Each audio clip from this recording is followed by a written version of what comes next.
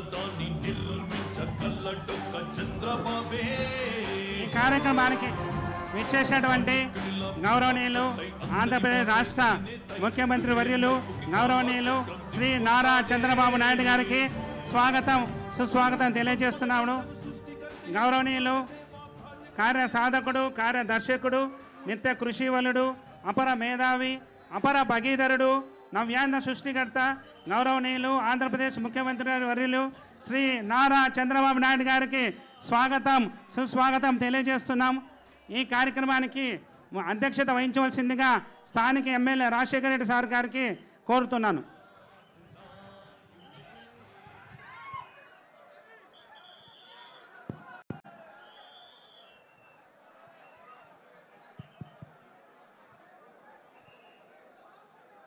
గౌరవనీయులు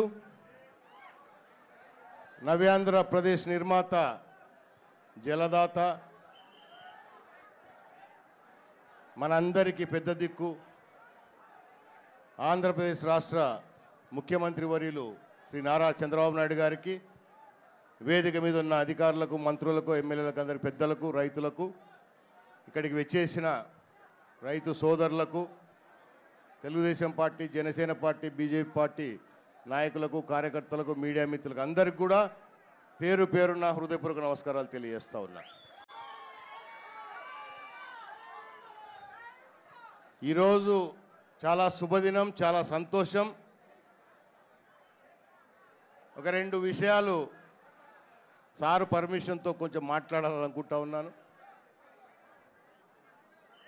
Telugu Desam party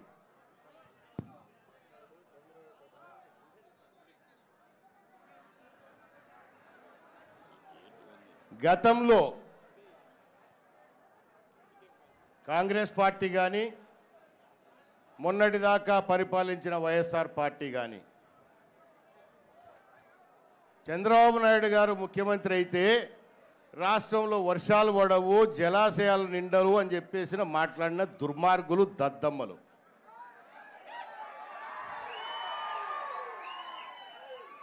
July మాసంలో reservoir, Srisailam reservoir నిండి నాకు తెలిసి దాదాపు 20 సంవత్సరాల కిందట జరిగింది. ఇప్పుడు మళ్ళీ చంద్రబాబు నాయుడు గారు ముఖ్యమంత్రి అయిన తర్వాత బ్రహ్మారాంబ అమ్మవారు, స్వామి మల్లికార్జున స్వామి వారి ఆశీస్సులతో, చంద్రబాబు నాయుడు గారి ప్రగాఢ సంకల్పంతో ఈరోజు ఆ భగవంతుడు కూడా, ప్రజలు ఇచ్చారు అవకాశాన్ని, భగవంతుడు కూడా మెచ్చి విపరీతమైన వర్షాలు కురిసి జూలైలోనే ఈరోజు నిండింది రిజర్వాయరు.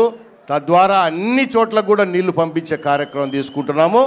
ఈరోజు ఈ వైఎస్ఆర్ కాంగ్రెస్ పార్టీ వాళ్ళు జగన్మోహన్ రెడ్డితో సహా సమాధానం చెప్పాలి. దుర్మార్గులు ఎన్ని దుష్ప్రచారాలు చేశారు గతంలో. ధైర్యం ఉంటే ఇప్పుడు మాట్లాడండి, దమ్ముంటే మాట్లాడండి, అబద్ధాలు మాట్లాడడం కాదు. మీరు నోట్ ఇచ్చారు. ఈరోజు చంద్రబాబు నాయుడు గారు ముఖ్యమంత్రి, వర్షాలు పడినాయా లేదా? గతంలో ఎప్పుడూ లేనటువంటి వర్షపాతం ఇప్పుడు నమోదైంది. మరి ఈరోజు ముఖ్యమంత్రి చంద్రబాబు నాయుడు గారు, జగన్మోహన్ రెడ్డి కాదు కదా. మళ్ళీ ఈరోజు ముఖ్యమంత్రి చంద్రబాబు నాయుడు గారు రిజర్వాయర్లన్నీ కూడా బ్రహ్మాండంగా నిండుతాయి. దుర్మార్గులారా, రైతులకు కూడా నేను ఒకటే విజ్ఞప్తి చేస్తా ఉన్నా. తెలుగుదేశం పార్టీ చేసినట్లు స్వర్గీయ నందమూరి తారక రామారావు గారు కానీ, ఆనాడు మళ్ళీ చంద్రబాబు నాయుడు గారు కానీ రాయలసీమకు నీళ్ళు ఇచ్చి కాపాడింది రైతులు ఎవరే అంటే తెలుగుదేశం పార్టీ, చంద్రబాబు నాయుడు గారు. పోయినసారి 2014-19 ముఖ్యమంత్రిగా ఉన్నప్పుడు అంతర్రాష్ట్ర సమస్యలు మనకు అనేకం ఉన్నాయి కాబట్టి ఈ నీటి వాటాలలో చాలా సమస్యలు ఉంటాయి. సారు చాలా ముందు చూపుతో, దూరదృష్టితో ఆ రోజు పట్టిసీమ ఏర్పాటు చేసి శ్రీశైలం నుంచి రాయలసీమ ప్రాంతానికంతా నీళ్ళు ఇచ్చిన ఘనుడు చంద్రబాబు నాయుడు గారు. మరి ఆ రోజు 2014-15లో మనం అంతా నీళ్లు వారించుకోలేదా? ప్రతి సంవత్సరం సగటున 120 టీమ్స్లు, 130 టీమ్స్లు తీసుకున్నాం మనం. పోయిన 5 సంవత్సరాలు ఎన్ని తీసుకున్నారు? ఇప్పుడు ఇంజనీర్లు ఉండాలి, లెక్కలు చెప్పమని చెప్పండి మనకు. దుర్మార్గమైన ప్రచారాలు, తెలుగుదేశం పార్టీ మీద, చంద్రబాబు నాయుడు గారి మీద అనేక అభాండాలు వేసినారు. కానీ ప్రజలు గుర్తించినారు. వాళ్ళ అసమర్థులు. సమర్థుడు చంద్రబాబు నాయుడు గారే అని చెప్పేసి మళ్ళీ మనకు పట్టం కట్టారు సార్. అందుకే ఈ వయసులో కూడా మన కోసం, ప్రజల కోసం, రైతుల కోసం, అందరి కోసం అహర్నిశలు కష్టపడతా ఉన్నారు. ఆయన పడే కష్టానికి మనం అందరం కూడా చేయూతనివ్వాలని చెప్పేసి కోరుకుంటూ ఒక 2-3 చిన్న లోకల్ ఇష్యూస్ సార్ అంతే. ప్రధానంగా శ్రీశైలం రిజర్వాయర్ మాకు పక్కనే ఉంది. నీళ్ళేమో బ్రహ్మాండంగా ఉన్నాయి, కానీ తాగేదానికి ఈ ఊళ్ళో నీళ్ళు లేవు సార్. 10-15 రోజులకు నీళ్ళు వస్తాయి ఈ గ్రామంలో. గతంలో తమరు ముఖ్యమంత్రిగా ఉన్నప్పుడు 17 కోట్ల రూపాయలు ఈ గ్రామానికి ఇచ్చారు. కానీ పోయిన 5 సంవత్సరాలలో ఈ దుర్మార్గులు ఎక్కడ పనులు అక్కడనే ఆపేసి ఈ ఊర్లో మళ్ళీ నీళ్లు లేకుండా చేశారు. సున్నిపెంట గ్రామానికి మొట్టమొదటగా మీరు చేపట్టాల్సిన కార్యక్రమం, ఇవ్వాల్సిన కార్యక్రమం ఇస్తారు. ఎందుకంటే పోయినసారి తమరు ఇచ్చిన మాట ప్రకారమే ఈ గ్రామంలో 3500 కుటుంబాలకు పట్టాలు ఇచ్చాం మనం. దానికి కొంత హౌసింగ్ నిర్మాణం ఏర్పాటు చేయండి. ఇక్కడ హాస్పిటల్ కూడా పెద్ద ఇష్యూ ఉంది మనకు. ఇందాక మీకు తమరితో కూడా డిస్కస్ చేశాను. ఈ గ్రామం ఫారెస్ట్ ఆధీనంలో ఉందా, ఇరిగేషన్ ఆధీనంలో ఉందా, పంచాయతీ ఆధీనంలో ఉందా తెలియడం లేదు. అంత కొంత రీసర్వే చేసేసి ఒక నోడల్ ఆఫీసర్ని ఏర్పాటు చేసి, స్పెషల్ ఆఫీసర్ని ఏర్పాటు చేసేసి ఈ గ్రామానికి ఉన్న భూమి ఎంతనో తేల్చి రేపు మన అభివృద్ధి కార్యక్రమాలు చేయాలన్నా కూడా భూమి లేకుండా పోతా ఉంది.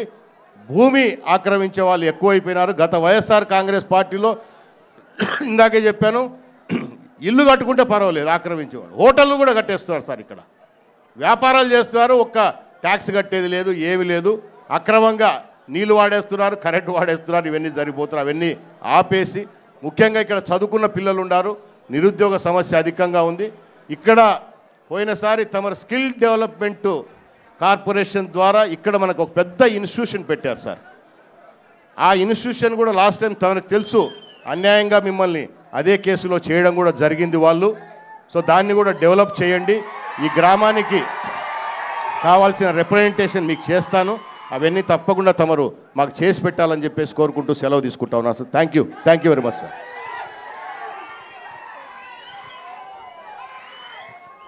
ఇప్పుడు మన నంద్యాల పార్లమెంటు ఎంపీ గారైన బైరెడ్డి శబరి గారు 2 మాటలు మాట్లాడారు.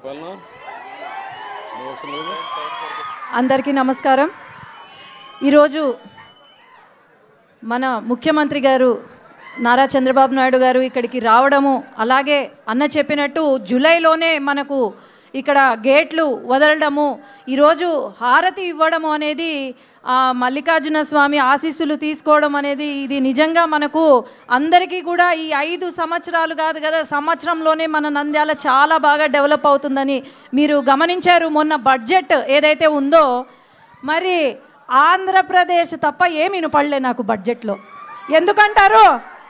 ఎందుకంటారో అది కేవలం మన ముఖ్యమంత్రి గారి చేసిన ఇదే తప్ప ఇంకా వేరే ఏం లేదు. మన రాయలసీమకు ఫండ్స్ ఇచ్చారు, 4000 కోట్లు ఇచ్చారు. మరి ఇవన్నీ ఎందుకు జరుగుతున్నాయి? ఎందుకంటే మన ముఖ్యమంత్రి గారు విజనరీ లీడరు తప్ప ఇంకా వేరే ఎవ్వరూ చెయ్యలేరు. కాబట్టి అట్లాగే ఒకటి మనకు నీటి సమస్య అని అంటున్నారు. మనకు ఏంటంటే సమస్య ఇక్కడ మన రాయలసీమ ప్రాంతము పైన ఉంది, ఇక్కడేమో ఇది శ్రీశైలం ప్రాజెక్టు కింద ఉంది. ఇది ఒక లెవెల్ రీచ్ అయితే తప్ప మనకు నీళ్లు రావు. కాబట్టి ఇక్కడ బ్యారేజ్ ఒకటి సార్, ఒక బ్యారేజ్ ఉంటే తప్ప మనకు ఈ నీటి ప్రాబ్లము సాల్వ్ అవ్వదు సార్. అక్కడ ఏంటంటే నేషనల్ హైవే కడుతున్నారు, ఒక ఐకానిక్ బ్రిడ్జ్ కడుతున్నారు. ఆ ఐకానిక్ బ్రిడ్జ్ బదులు మనకు బ్యారేజ్ వచ్చిందంటే దాదాపు 60 TMC నీళ్లు. ల్యాండ్ అక్విజిషన్ ప్రాబ్లం కూడా ఏమీ లేదు సార్, ఆల్రెడీ అయిపోయింది ల్యాండ్ అక్విజిషన్. కాబట్టి సిద్ధేశ్వరం దగ్గర అక్కడ కనుక బ్యారేజ్ పడితే అసలు ఈ నీటి సమస్య అనేది ఉండదు సార్ ఎప్పటికీ కూడా. అవును సార్, నేషనల్ హైవే బదులు సెంట్రల్ గవర్నమెంట్ కూడా it has shown interest for bridge come barrage wear ever there is iconic bridge sir. అది ఒక్కటే మనకు నీటి సమస్య తీరుతుంది. కాబట్టి సెంట్రల్ సార్ ఆదేశాల మేరకు మనం ముందుకు వెళ్దాం. థ్యాంక్ యూ, ధన్యవాదాలు. మాట్లాడతారు ఇప్పుడు అందరూ ఎదురు చూస్తున్న మన ముఖ్యమంత్రి గారు నారా చంద్రబాబు నాయుడు గారు మాట్లాడతారు. అందరూ కూడా నిశ్శబ్దంగా వినండి. అందరికీ